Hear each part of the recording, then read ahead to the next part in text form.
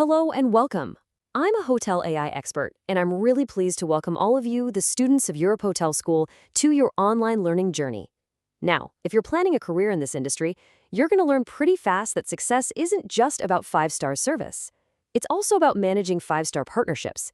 We're here to help you grow, and today we're diving into one of the most critical skills you'll ever need, navigating conflict when those partnerships get, well, complicated.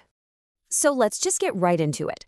Think about it. Our entire industry runs on partnerships. We're talking tech suppliers, local tour operators, food vendors, you name it. But what happens when those absolutely essential relationships start to fall apart? It's really not a matter of if you'll face this, but when. So over the next few minutes, we're going to walk through a 5-step framework together. We'll kick things off by understanding the pressures all partnerships face. Then we'll dig into the real roots of conflict. From there, we'll look at building a proactive defense, and we'll open up the professional's toolkit for when things do go wrong. And finally, we'll discover how conflict can actually lead to forging even stronger bonds. All right, let's jump into section 1. We're going to start with a fundamental truth that every single leader in hospitality just has to accept. I want you to think of it this way. Conflict in a partnership, it isn't some giant storm that's going to sink your ship. It's more like rough seas. It is a completely normal, expected part of doing business. So the goal isn't to hope for perfectly calm water all the time, but to become a skilled captain who knows how to navigate any weather that comes your way. Okay, so if conflict is inevitable, our very first step is to become great diagnosticians.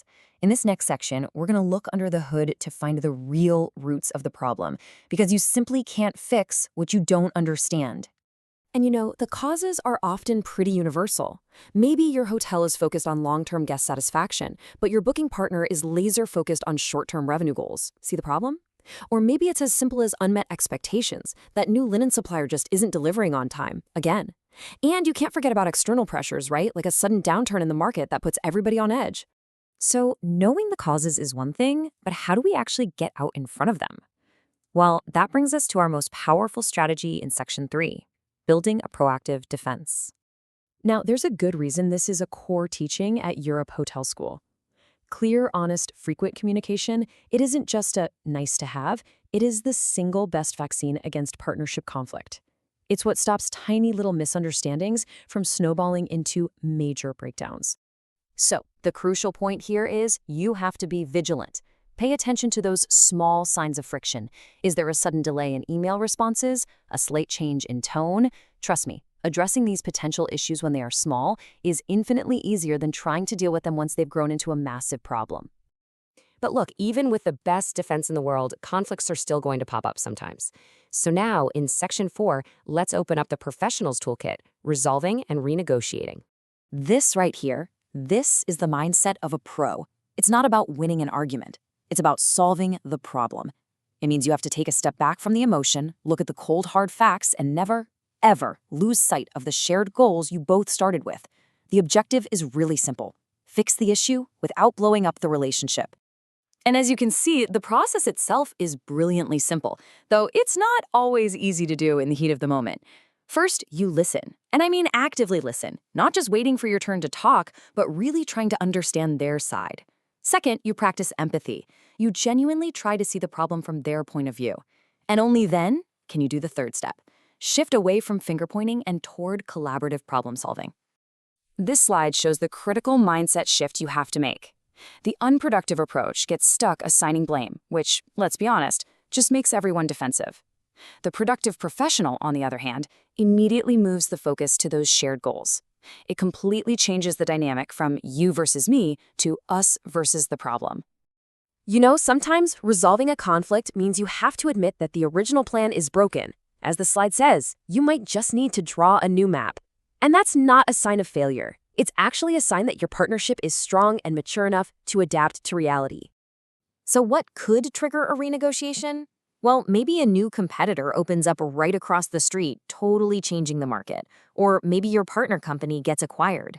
Heck, it could even be a good thing, like a new opportunity to expand that just requires you to change the original terms of your deal. Here's the key takeaway on this one. When you handle renegotiation with total honesty and good faith, it doesn't weaken the partnership, it actually strengthens it. It proves that you're both in this for the long haul, ready to adapt to whatever comes next. All right, let's move to our final section where we get to see the real long-term payoff of all this hard work. Section 5, Forging Stronger Bonds. When things get tough, trust is the only currency that really matters. And it's built on 3 simple, powerful pillars. First, as you see right here, do what you say you're going to do. Your integrity is your foundation. Period. Second, a theme we've hit on again and again, you have to communicate openly. And that means no surprises, especially when the news is bad. And the third pillar is to always respect your partner's perspective. You don't have to agree with it, but you absolutely must treat it as valid and worthy of your consideration. This respect is what makes true collaboration possible.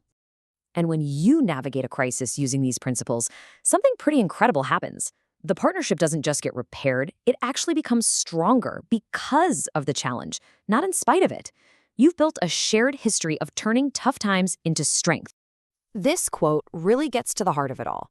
Managing conflict well isn't just some box you check off on a to-do list.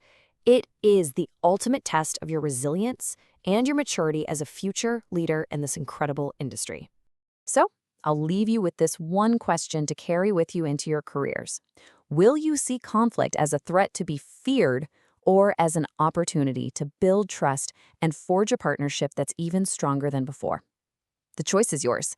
Thank you for your time today.